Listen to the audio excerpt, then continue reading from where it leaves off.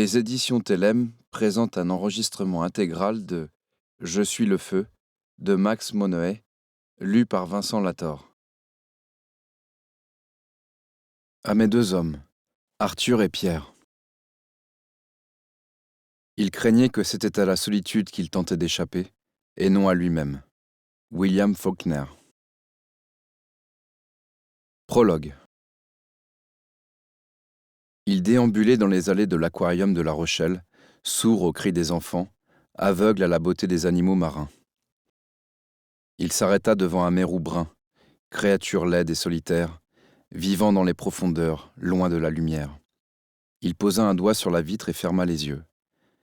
Les images de cette nuit-là, rebutantes, l'assaillirent. Il rouvrit les yeux, le souffle court, la nuque soudain trempée d'une sueur glacée. Ce premier échec avait constitué une déception terrible. Il avait presque failli renoncer. Mais il lui avait fallu se rendre à l'évidence. Il ne le pouvait pas. Persévérer était l'unique alternative. Sa vie future était assujettie à la découverte de ce qu'il était, en cet instant même, en train de chercher. Alors il était reparti à la chasse. C'était l'aspect plaisant de l'aventure. Il s'était déjà surpris la première fois à goûter l'excitation et la fièvre que cette activité provoquait chez lui. Un jeu. Oui, c'était comme ça qu'il voyait ça. Il avait changé de salle sans même s'en rendre compte, et à présent, un hippocampe moucheté effectuait devant lui sa parade nuptiale, accroché par la queue à sa femelle. Il savait exactement ce qu'il cherchait, mais que la proie réponde simplement aux critères n'était pas suffisant.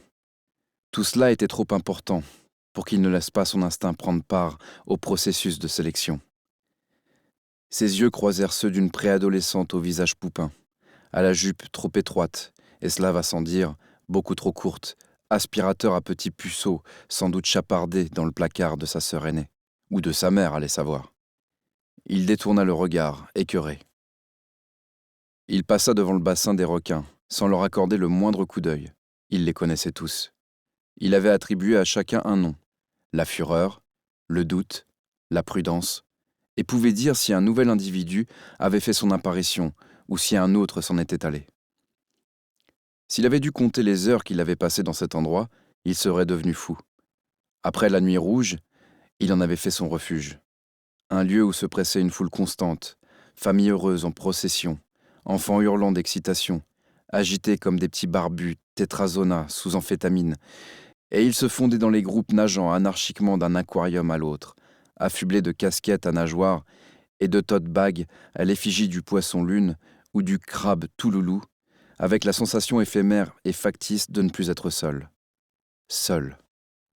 Le mot lui parut soudain ridicule. Il pivota, fit un tour complet sur lui-même. Cette réserve abritait 12 000 animaux sous-marins qu'il aurait pu exhaustivement nommer espèce après espèce, spécimen après spécimen. Désormais, c'était sa réserve à lui. Un vivier d'un tout autre genre. Des milliers de sujets d'une seule et même espèce.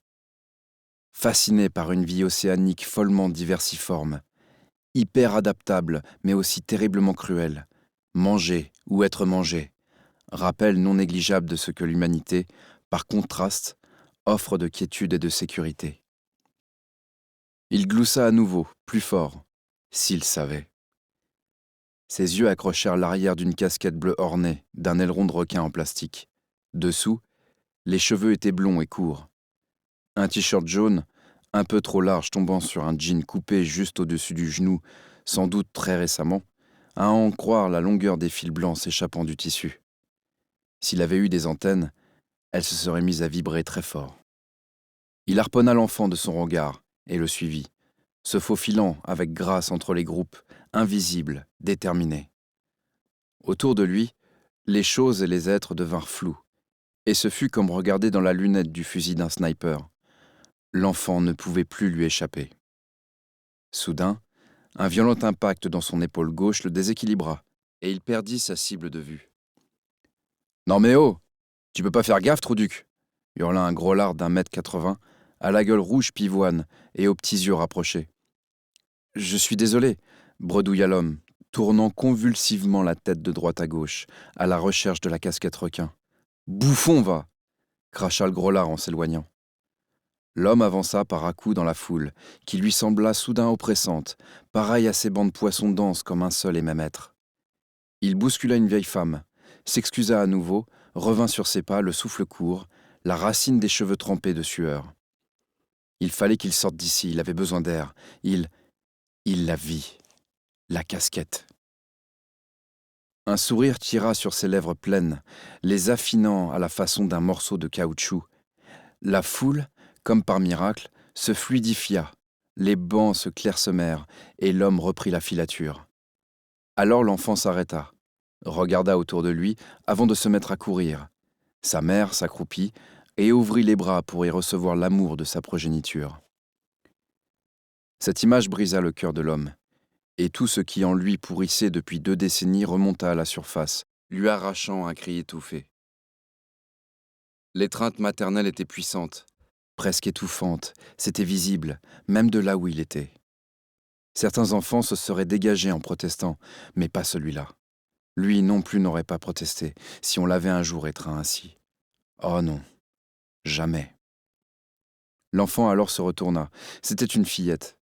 Il en fut à la fois désappointé et heureux. La traque allait continuer. Le jeu se poursuivre. La première fois, il avait mis presque 1 semaine à trouver ce qu'il désirait. C'était une activité qui demandait de la patience, de la ténacité, un grand sens de l'observation et une connaissance précise du milieu. Les qualités d'un bon pêcheur, pensa-t-il en riant intérieurement. Il changea de salle. Il y avait toujours beaucoup de monde devant ce petit aquarium. Il n'avait jamais compris pourquoi. Qu'avait cet animal de plus que les autres? Il l'avait souvent contemplé de loin, entre les têtes oscillantes d'adultes si curieux qu'ils en oubliaient par moments de surveiller leurs rejetons. Il se plaça derrière la dizaine de personnes agglutinées devant l'étroite vitre et attendit patiemment son tour. Lorsqu'il put approcher, 6 des 8 tentacules du poulpe blanc étaient collés à la vitre par les ventouses. L'instant d'après, la bête avait migré à l'autre bout de son habitat, exigu, avec une grâce que sa vélocité n'entamait pas. Ses yeux avaient la forme cylindrique de ces bonbons verts, bleus et blancs qu'il mangeait étant enfant. Un goût de réglisse apparut sur ses papilles. Il chassa les souvenirs, parce que même les bons finissaient par être contaminés par les mauvais, jamais bien loin. Il revint à l'animal. Son regard avait quelque chose de placide, comme si rien ne pouvait le perturber, pas même les centaines de visages défilant chaque jour devant lui. Belle créature, concéda-t-il. Le premier rang laissa sa place au deuxième. Il fit un pas en avant. Il colla son nez à la vitre et contempla le pointillisme subtil de la peau blanche, tirant légèrement sur le jaune.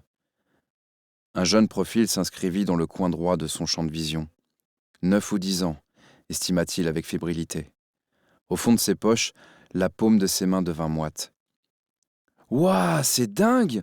s'exclama l'enfant. « Maman, t'as vu ça ?» L'homme regarda à nouveau le poulpe. Il était immobile, ramassé sur lui-même dans un coin de l'aquarium. L'enfant se retourna. Il avait du chocolat autour de la bouche, de grands yeux bleus et un trou de 5 mm entre les incisives.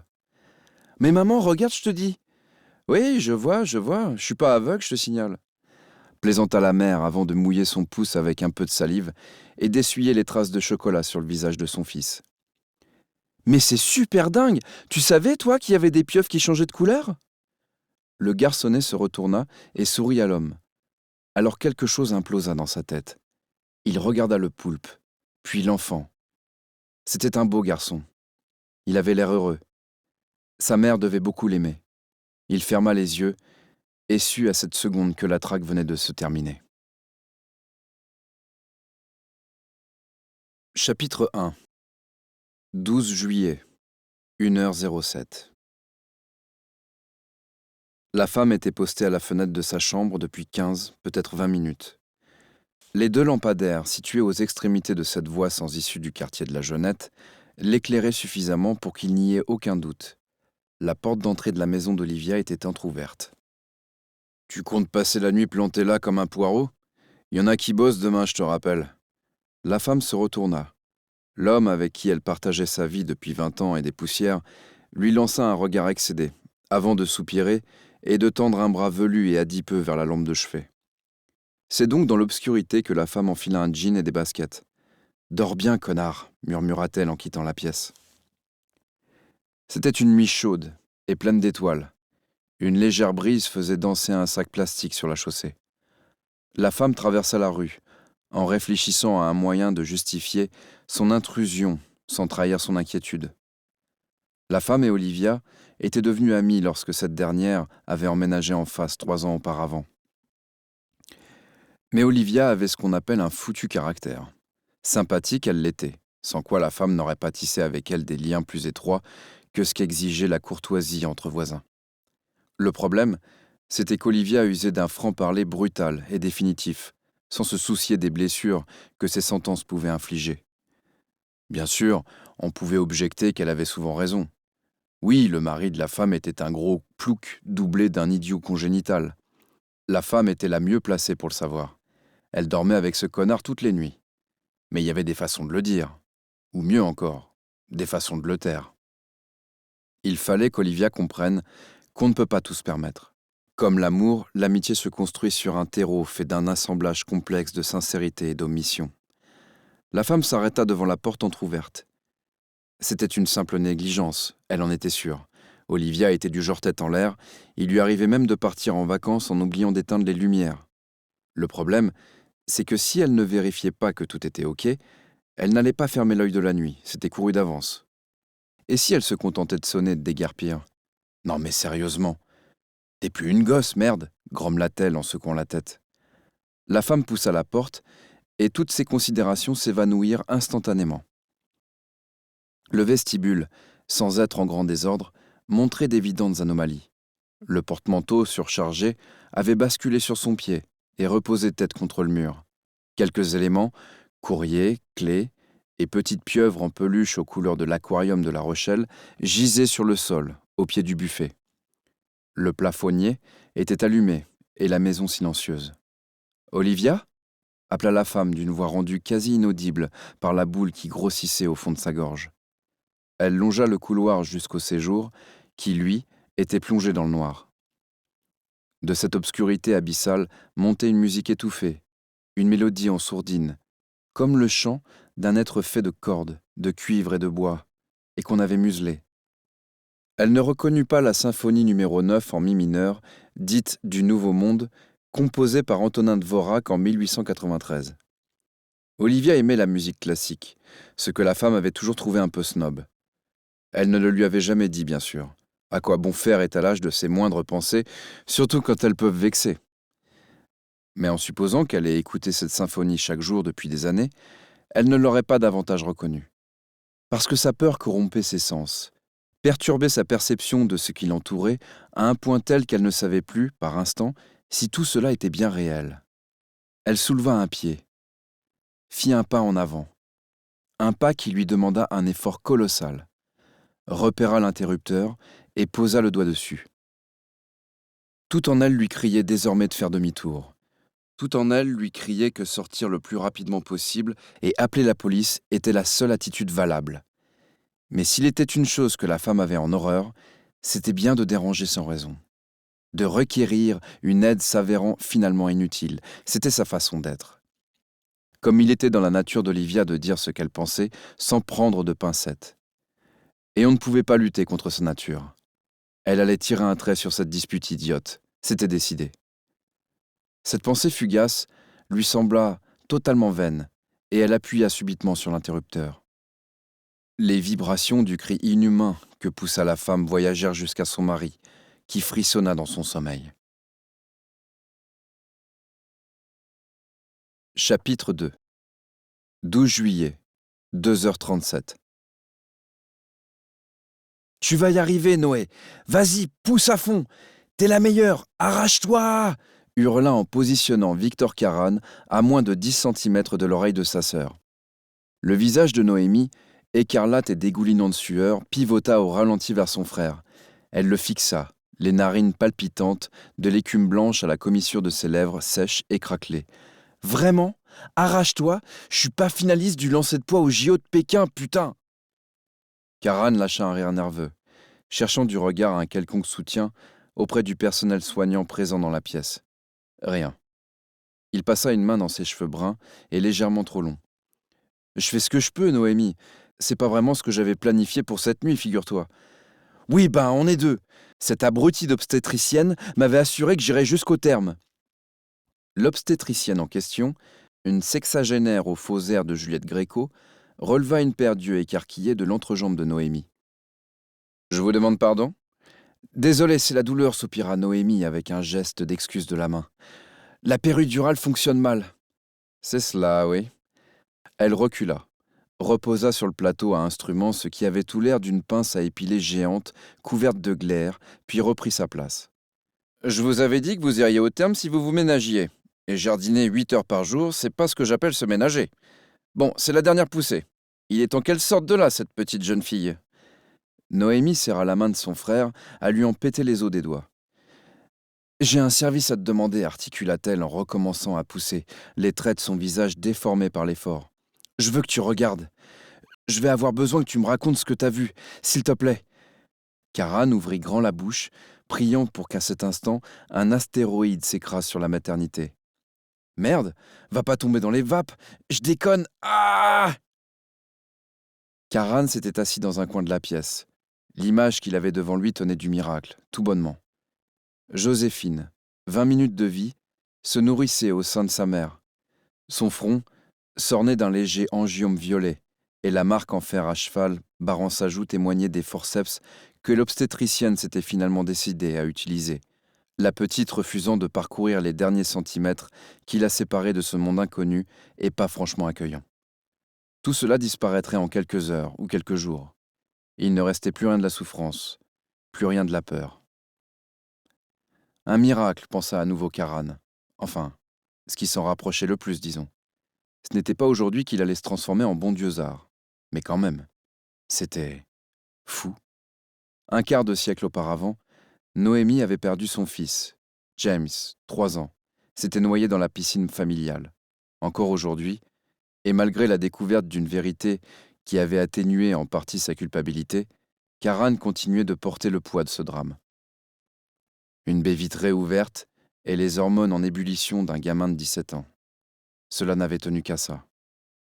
Noémie avait passé 25 ans à chérir le souvenir de son enfant, bien décidée à ne jamais le remplacer.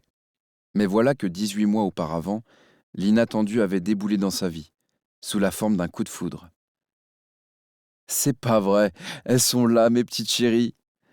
L'homme qui venait d'entrer en trombe dans la chambre avait la trentaine, les cheveux de qui vient de passer plusieurs heures à s'en faire et les vêtements usés et confortables du travailleur manuel.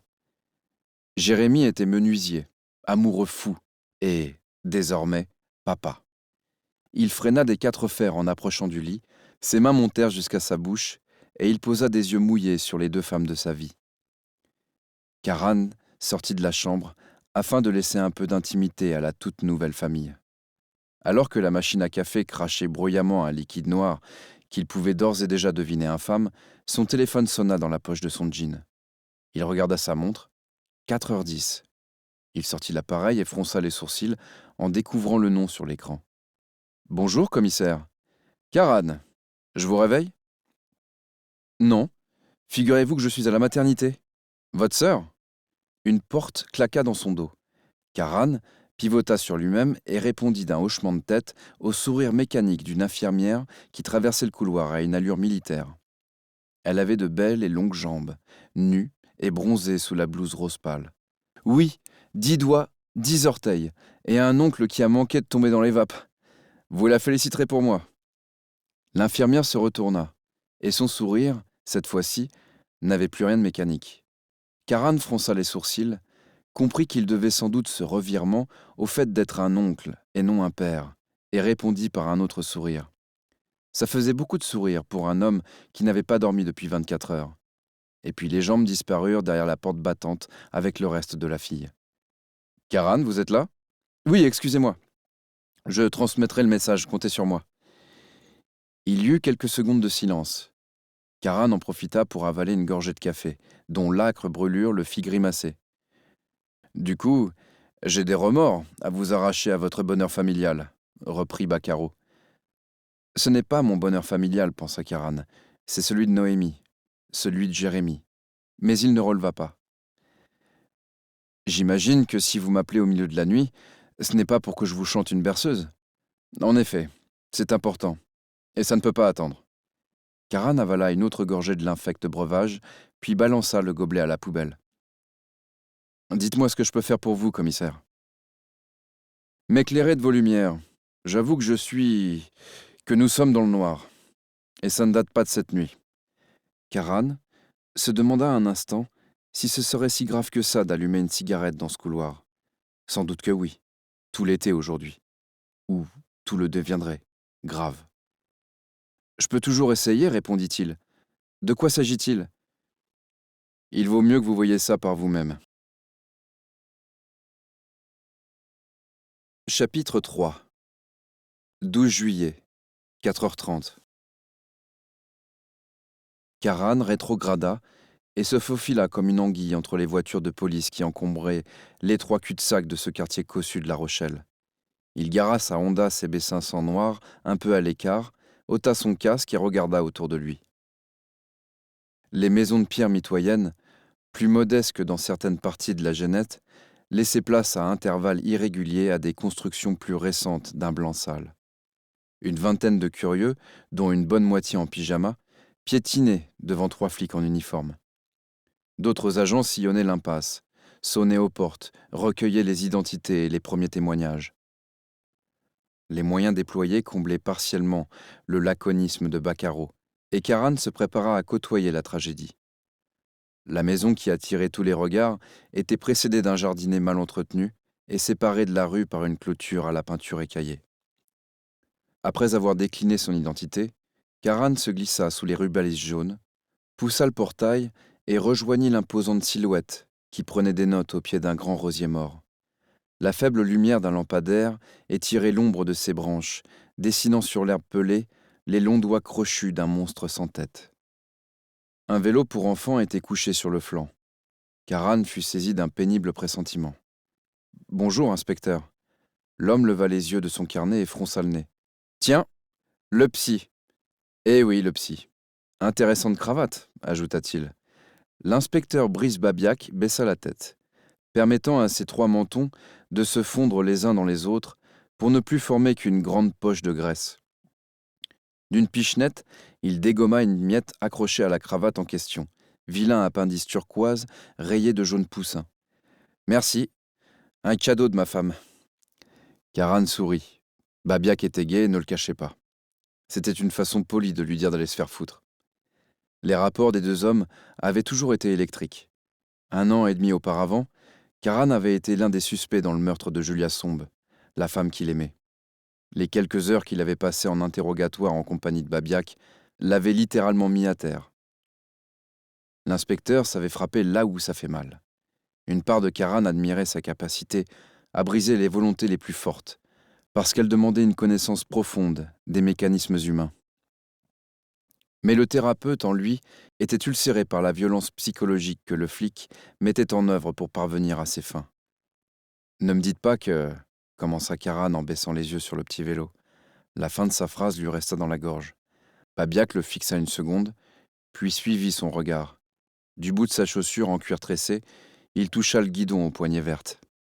« Si, quelle chérie. 10 ans. » ajouta-t-il d'une voix d'outre-tombe après quelques secondes. Karan serra les mâchoires et de fins sillons creusèrent son front.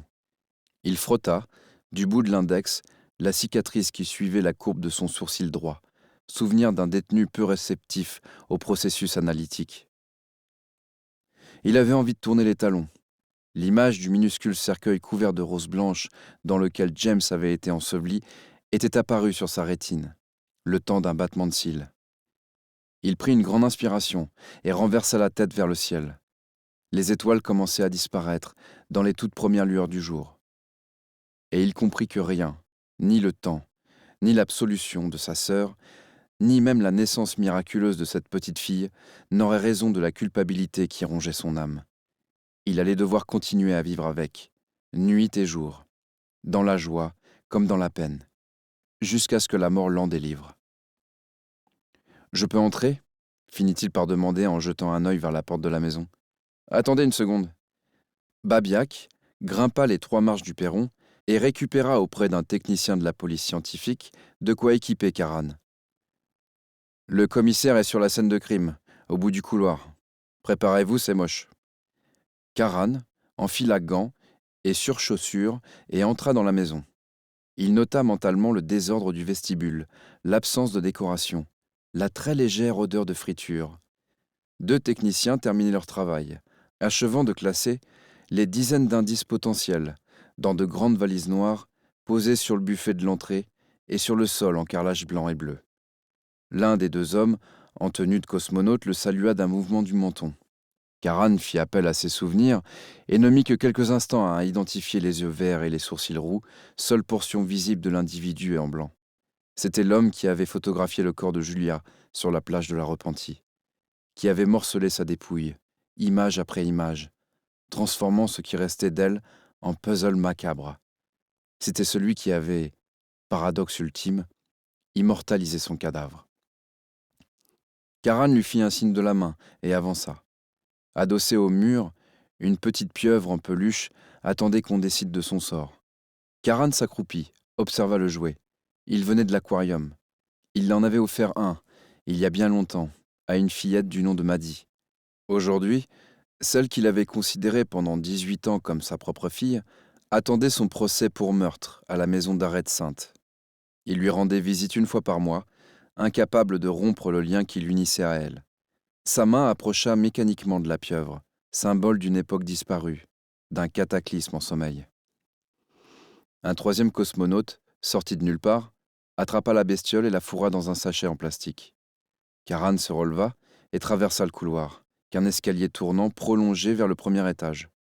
Une jeune femme, cheveux bruns coupés en un carré court, ultra structuré, silhouette menue et musclée, grimpait les marches d'un pas décidé. Leurs regards se croisèrent.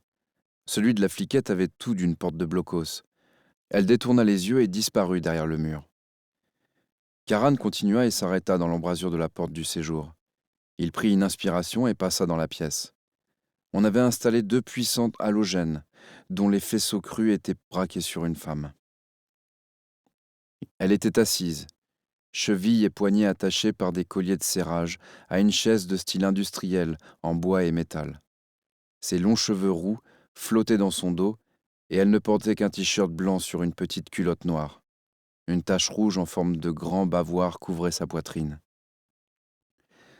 Sa tête rejetée en arrière et sa gorge ouverte d'une oreille à l'autre offraient un épouvantable spectacle de chair suppliciée. Karan se contraignit à faire un pas vers la morte. Des cheveux teints, remarqua-t-il, aux quelques millimètres de racines brunes, prenant soin de ne pas poser les yeux sur l'intolérable béance. Pas d'alliance, un corps entretenu par une activité sportive régulière. La pièce était propre, mais meublée de façon presque spartiate. Les murs blancs étaient nus, à l'exception de l'un d'eux, orné d'un grand miroir. Un canapé de place, une table et 4 chaises, dont l'une occupée par la victime. Sur la table s'étalait un jeu de Monopoly.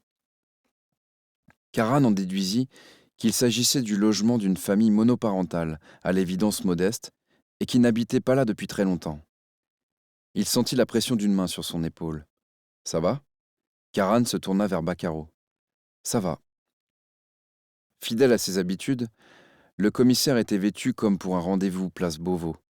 Costume gris à la coupe impeccable, chaussures italiennes aussi lustrées qu'une Bentley de collection, fine cravate de soie lit de vin. Pour trouver un faux pli sur ses chemises ou un épi dans ses cheveux, il fallait se lever très tôt. Le verbe était à l'avenant. Certains flics le surnommaient Balzacaro. Il pointa un ongle manucuré en direction de la femme. « J'ai regardé l'enlèvement du corps. Quand on m'a demandé pour quelle raison, je n'ai pas su répondre. Et puis j'ai compris. C'était vous la raison. Je ne sais pas si je dois me sentir flatté. On ne sait plus bien quoi penser devant ce genre de tableau. » « Et l'enfant ?» demanda soudain Karan en balayant la pièce du regard. « Il est dans une chambre au premier. Choqué, mais sauf. » Karan soupira longuement. « Je vais devoir tuer cet enfoiré. » Les sourcils du flic montèrent à l'étage supérieur. « On va plutôt lui mettre la main dessus et l'envoyer passer le reste de sa vie derrière les barreaux, si vous permettez. »« Non, Babiac !» Il m'a laissé entendre que le gosse était... Karan secoua la tête. Laissez tomber. Vous me racontez? Baccaro se tourna vers le corps. Olivia Vanonacker, 45 ans. C'est la deuxième. La deuxième? Oui. On a retrouvé la première il y a 3 semaines, égorgée dans son salon, ligotée d'une manière identique. Seule dans la maison avec son fils de 9 ans. Nathan, le gamin en premier, en a 10. Vous voyez la chaise là, placée exactement face à la victime? Karan acquiesça. Le petit y était encore, ligoté lui aussi, lorsque l'agent est arrivé sur les lieux, après l'appel d'une voisine au central. La porte d'entrée était entr'ouverte, et elle côtoyait la victime, alors elle a tenu à vérifier que tout allait bien. En découvrant la scène, elle a cru que l'enfant était mort lui aussi. Il portait un bâillon et un bandeau sur les yeux, et des écouteurs diffusaient de la musique classique à 110 décibels. Il ne l'a pas entendu hurler. Karan avança vers la chaise vide, s'accroupit. C'est pas banal. Comme vous dites. Ils ont vu quelque chose? Les gosses? Le premier garçon, a priori, rien d'exploitable, à part qu'il s'agit d'un homme blanc, de taille et de corpulence moyenne, entre 20 et 40 ans. Celui-ci, je n'en sais encore rien. Le tueur ne porte pas de cagoule quand il tire les enfants du lit, mais la remet avant d'allumer les lumières. Leur mère est déjà ligotée dans le séjour. On parlera des détails tout à l'heure, enfin si vous vous joignez à nous, bien sûr. La scientifique? La première scène n'a rien donné. Aucune empreinte, ni trace ADN suspecte. Il serait déraisonnable de penser que celle-ci sera différente. Notre homme est excessivement prudent.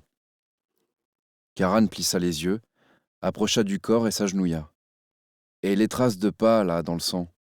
Baccaro sourit et approcha également de la flaque de sang coagulée, recouverte d'une bâche de protection transparente. Voilà, c'est la seule anomalie.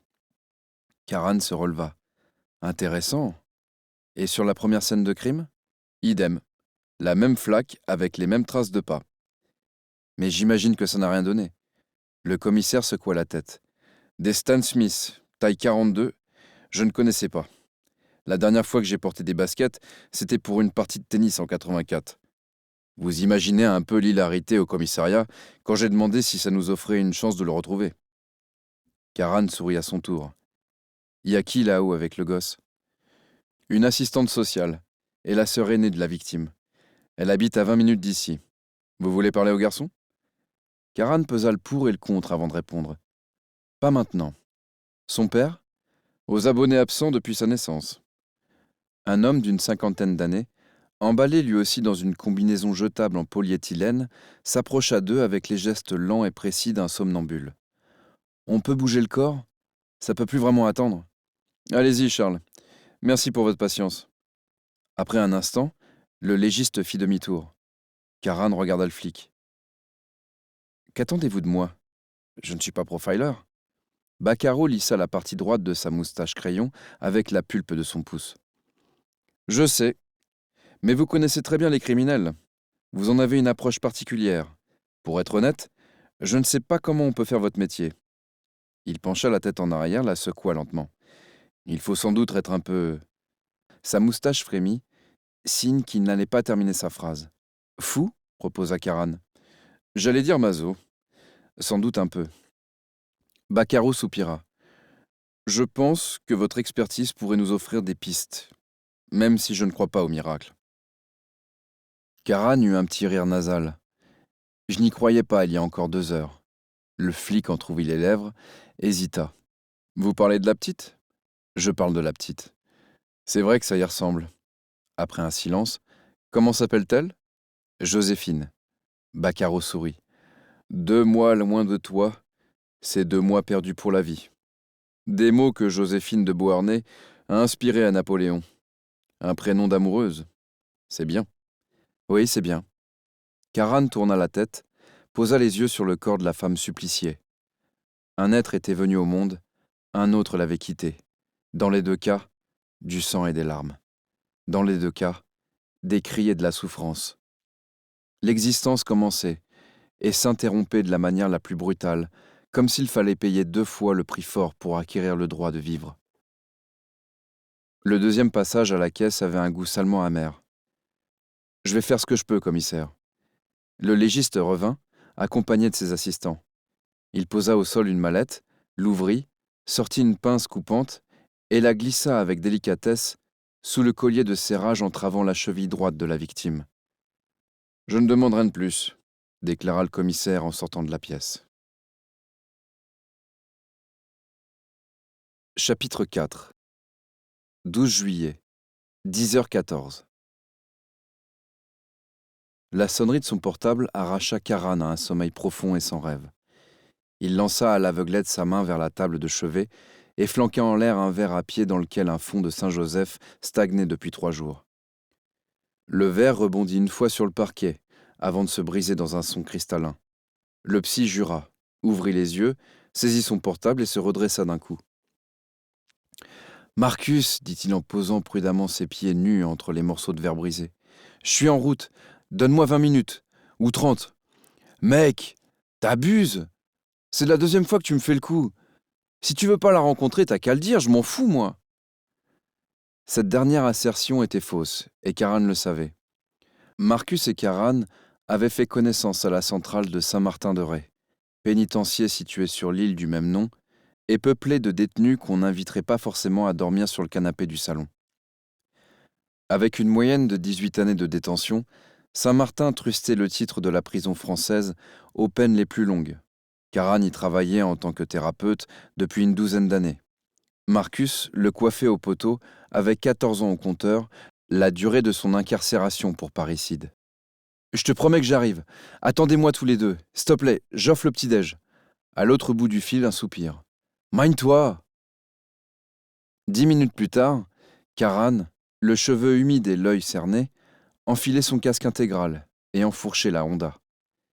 Il avait commencé à suivre Marcus 1 an avant sa libération conditionnelle. La réinsertion n'allait pas être simple. L'un et l'autre en avaient conscience. Marcus était un enfant de la tôle, littéralement. Il ne s'était pas contenté de vivre la prison. La prison faisait partie intégrante de l'individu qu'il était devenu.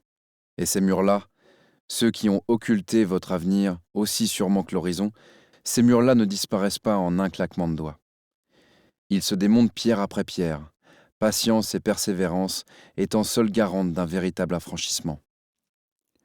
Les jours suivant la sortie de Marcus, les 2 hommes avaient fait face à un certain nombre d'événements dont la gravité les avait poussés à se serrer les coudes. Cette amitié surgie au cœur du drame avait rendu instantanément caduque leur relation patient-psy. Marcus avait alors choisi de continuer le travail thérapeutique avec Selena, la psychologue qui partageait avec Karan un cabinet dans le centre de La Rochelle. Au départ un peu sceptique, selon les propres dires de Marcus, Selena avait dans le cul un balai de la taille d'un séquoia. Karan n'avait pu que constater les progrès de son protégé. Marcus allait bien. Marcus avait un boulot. Et à présent, Marcus était amoureux. En pleine saison touristique, les routes étaient chargées et Karan slalomait d'une manière peu orthodoxe entre les véhicules, se flagellant intérieurement pour cet oubli répété qui avait tout d'un acte manqué. Avait-il une raison de ne pas vouloir rencontrer la copine de Marcus ? Il avait perdu l'amour de sa vie. La douleur encore lancinante, corrosive certains jours, simplement intolérable certains autres, le poussait-elle à esquiver ce qui pouvait le lui rappeler ? Ou bien une part de lui-même voyait-elle encore Marcus comme un patient et rechignait-elle à pénétrer un peu plus dans son intimité ? La dernière option, Karan jaloux et incapable de se réjouir du bonheur de son ami, était la plus détestable, mais tout à fait concevable. Il doubla par la gauche une Porsche cabriolet conduite 20 km/h sous la limite par un octogénaire dont la moumoute chatoyante était à 2 doigts de jouer la fille de l'air. Il était 10h50 lorsqu'il gara la moto place de la Fourche, record battu dont il était loin d'être fier. Depuis la mort de Julia, il avait renoué avec les conduites à risque de sa jeunesse, sur la route et ailleurs. Il se fit la promesse de se montrer plus prudent. Serment d'ivrogne, pensa-t-il aussitôt, en ôtant son casque et en balayant la place des yeux. « Désolé pour le retard », dit-il en approchant de Marcus et de la jeune femme assise à sa droite. Le contraste était frappant. D'un côté, 1m90 et 100 kg de muscles et de gras, un cou de taureau et une tignasse blonde coiffée avec une planche à clous. De l'autre, 1m55 de fluette féminité, à la peau couleur chocolat au lait, à la longue chevelure noire et au maquillage un peu trop appuyé. Marcus se leva précipitamment, renversant la moitié de son jus d'orange sur la petite table de la terrasse ombragée. « Merde, quel con! Vas-y, assieds-toi, je vais chercher des serviettes. Faites connaissance, je reviens. » Le colosse fit 3 pas vers l'entrée du café, stoppa, pivota sur lui-même et leur offrit un grand sourire, celui de l'enfant qui assisterait à la rencontre du Père Noël et de la petite souris. La jeune femme tendit une main aux ongles vernis de rose fuchsia vers Karan, qui la lui serra chaleureusement avant de s'asseoir. Une moue pouvant ressembler à de la timidité dévoila une rangée de petites dents blanches parfaitement alignées. « Salut, moi c'est Pauline. Victor, très heureux de te rencontrer. » Il observa le visage de la jeune femme. Elle était jolie. Très. Trop. Karan se détesta d'être capable d'une telle pensée. Il sortit ses Chesterfield de la poche de sa chemise et glissa une cigarette entre ses lèvres. Ça ne te surprendra pas d'apprendre que Marcus n'a plus que ton nom à la bouche. Un sourire de côté illumina les traits de Pauline et fit apparaître une minuscule fossette sur sa joue. Elle pointa un doigt vers le paquet de cigarettes avec une question silencieuse dans les yeux. « Je t'en prie, dit Karan. Tu sais, je peux en dire autant à ton sujet. » Elle alluma la cigarette sur le feu qu'il lui présentait. « J'ai presque l'impression de te connaître, ajouta-t-elle en soufflant la fumée par un coin de la bouche. Et tu fais un métier super intéressant. Tu dois en avoir des histoires de dingue à raconter. » Bizarrement, Marcus ne m'a pas dit ce que tu faisais, éluda Karan, peu enclin à partager les anecdotes de la prison avec une inconnue. Oh, des trucs à droite à gauche. Rien de fou. Une dérobade pour un évitement. 2 fauves en train de se jauger, pensa Karan. Et il se rendit compte que Marcus, bien qu'intarissable sur Pauline, n'en avait brossé qu'un portrait superficiel. Elle ne s'était installée à La Rochelle que quelques semaines auparavant. Elle aimait les araignées par aplectana pour leur faculté à prendre l'apparence d'une coccinelle, avait lu tout Stephen King et savait jongler, mais uniquement avec des objets cassants, l'absence d'enjeu la privant de son habileté. Il s'était contenté de ce magnétique catalogue de détails anecdotiques, sans chercher à en apprendre davantage. Il fixa la jeune femme un peu plus que nécessaire. « Je sais pour Marcus, si tu te poses la question. » Karan fut sincèrement surpris. Je ne me la posais pas. Elle plissa les yeux, détacha son regard de celui de Karan pendant quelques secondes avant d'y revenir. Les gens sont comme des livres, tu vois, et je suis plutôt doué pour voir ce qu'il y a derrière la couverture. Mais quand Marcus m'a raconté, j'aurais jamais imaginé qu'il avait vécu un truc comme ça. Je sais pas si je peux lui faire confiance à 100%. T'es psy. Si je prenais des risques en étant avec lui, tu me préviendrais, non? Y a pas un truc dans ton code déontologique qui t'obligera à le faire? Il ne te fera jamais de mal. Tu peux lui faire totalement confiance. Mais à l'instant où il prononça ces mots, il sut qu'il mentait. Le père de Marcus était une brute dont le joujou de prédilection consistait en un fusil à aiguiser de 40 cm et la cible favorite, son propre fils. Lorsque Marcus afficha 17 ans et une tête de plus que lui, l'adolescent décida de mettre fin à la violence par la violence. Le fait que Marcus soit mineur et battu depuis son plus jeune âge n'avait pas pesé lourd face aux circonstances particulièrement atroces du crime. On l'avait retrouvé dans la boucherie-charcuterie familiale, écrasant le visage de son père sans vie contre la trancheuse à jambon. Mais ce n'était pas pour cette raison que Karan pensait Marcus toujours capable de violence. C'était simplement parce qu'il croyait au plus profond de lui que chaque être humain, lorsqu'il se trouve poussé dans ses retranchements, acculé, trahi ou brutalisé, rejeté par ceux qui sont censés l'aimer, terrifié ou désespéré, est susceptible de blesser, voire d'anéantir son prochain. La question étant de savoir où se trouve le point de rupture de chacun. L'image de la femme à la gorge béante se juxtaposa au beau visage vivant qu'il avait face à lui et qui le regardait maintenant avec curiosité. Elle attendait une réponse à une question qu'il n'avait manifestement pas entendue. « Pardon ? Alors toi, dit-elle, grand sourire et tête penchée, dans le genre livre écrit à l'envers dans une langue inconnue, t'es pas mal. » Marcus déboula, les mains pleines de serviettes en papier. « Poussez vos pattes de là que j'éponge tout ce merdier, ordonna-t-il. Alors ça y est, vous êtes copains ? » « Les meilleurs copains du monde, répondit Pauline, en glissant sa main dans la sienne. J'étais sûr que ça collerait. Quand il fait pas son psy à la manque, il est tout à fait supportable. Karan ne put retenir un rire. Merci Marcus, ça me touche beaucoup. Chapitre 5. 12 juillet, 14h06. Karan gara la Honda sur le parking du commissariat de La Rochelle, bloc cubiste habillé d'une parure métallique, blanche, franchement contemporaine, et flanqué d'un bâtiment de plain-pied beaucoup plus conventionnel. Un grand équerre architectural qui aurait pu lui plaire si l'endroit ne lui rappelait pas d'aussi pénibles heures. Il n'y avait pas remis les pieds depuis 18 mois, depuis les jours qui avaient suivi la mort de Julia. Il n'était pas en avance, mais s'accorda une clope avant de passer les portes, dissimulé sous le surplombement du corps principal de l'édifice. « Le commissaire Baccaro, s'il vous plaît. Il m'attend. Suivez-moi. » Le jeune flic de l'accueil, trapu, pas tout à fait 30 ans, le précéda dans les couloirs flairant le presque neuf, la construction datée de 2017. Comme il s'y était attendu, de douloureuses images s'empressèrent de l'assaillir. Il se concentra sur le policier, son uniforme, l'impression d'assurance qu'il cherchait à dégager au moyen d'une démarche virile, presque martiale, sans pourtant y parvenir totalement. Lorsqu'il entra dans le vaste bureau, 5 visages se tournèrent vers lui en un seul mouvement. Dire que tous exprimaient la cordialité supposerait qu'on n'y ait pas vraiment regardé de près. Plusieurs postes de travail étaient dispersés dans la pièce, mais personne n'y était assis. Chacun avait pris place, soit sur un coin de table, soit debout contre un mur, soit encore dans l'un des fauteuils alignés au fond de la pièce. Les silhouettes affichaient différents degrés d'avachissement et les cernes, une variété de tons allant du gris clair au brun foncé. L'endroit sentait le café et le surmenage.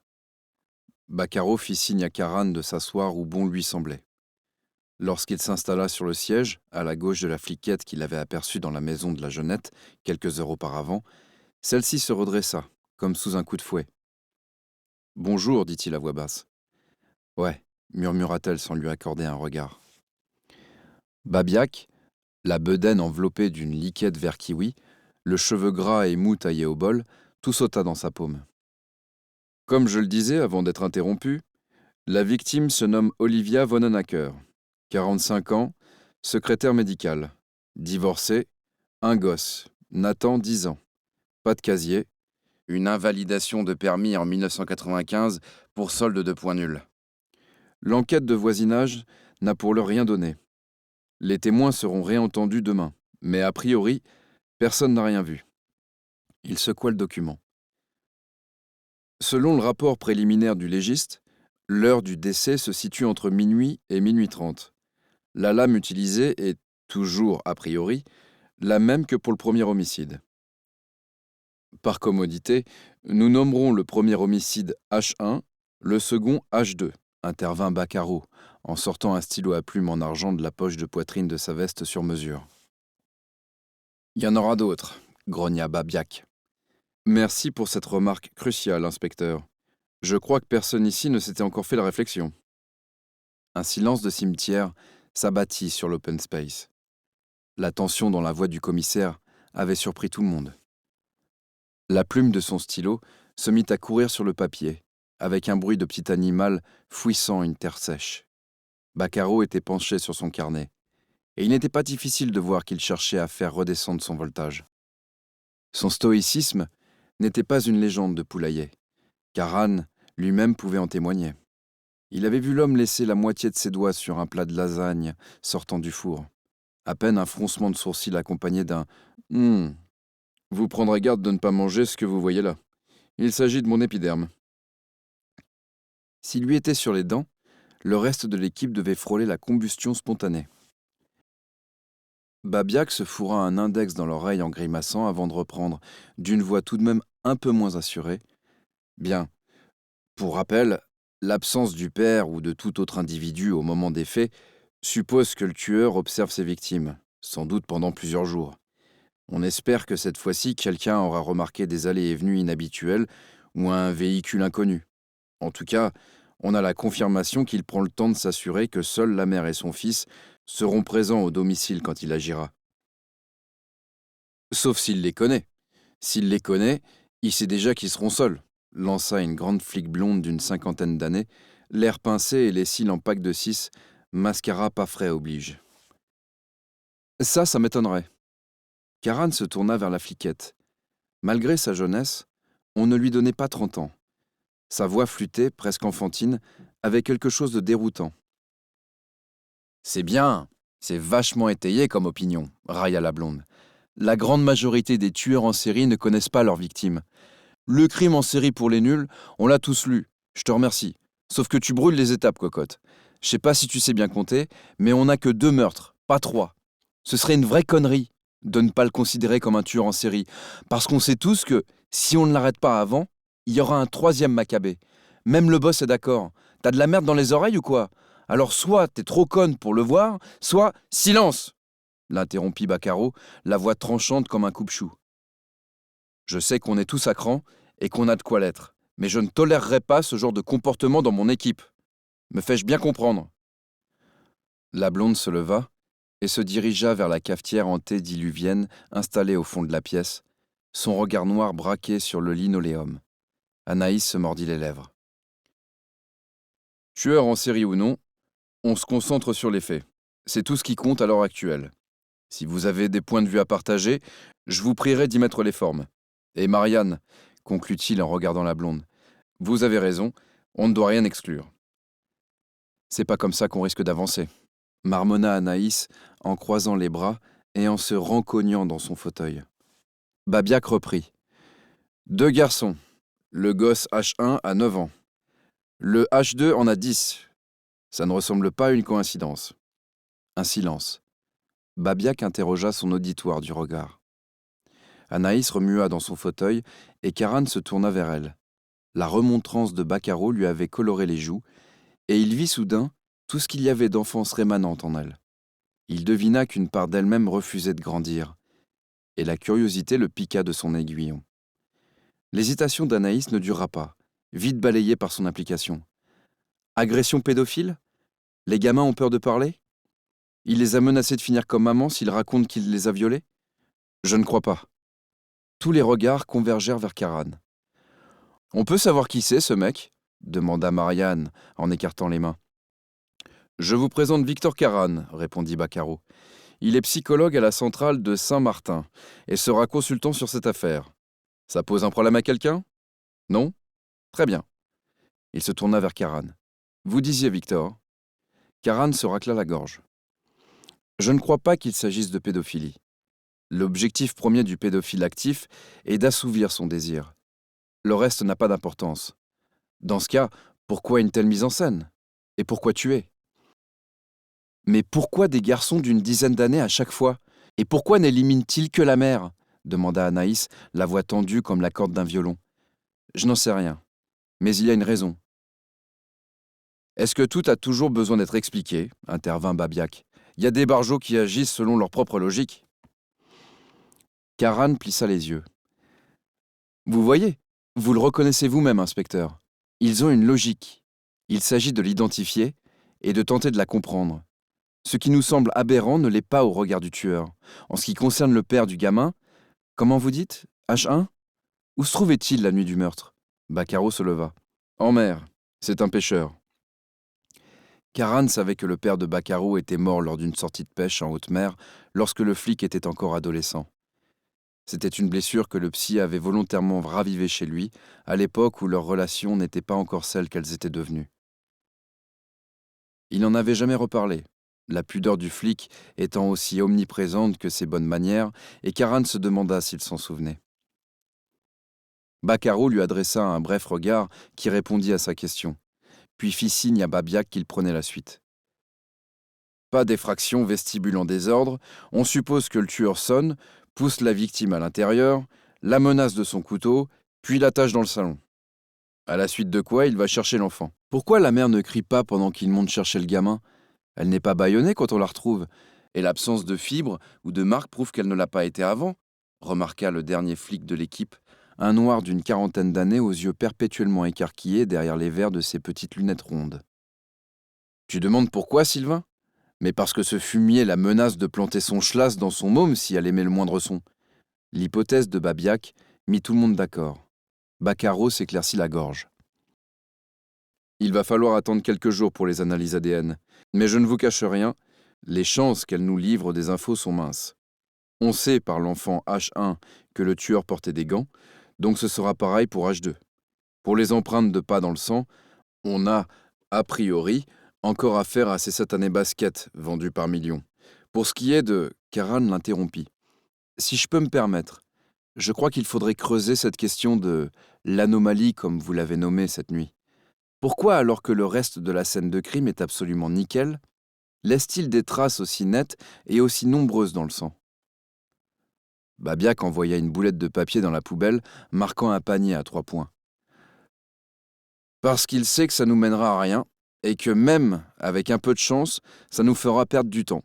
Il ne fait attention qu'à ce qui peut le mettre en danger. Le reste, il s'en cogne. Il n'a pas tort, fit remarquer Marianne. Le psy, je veux dire.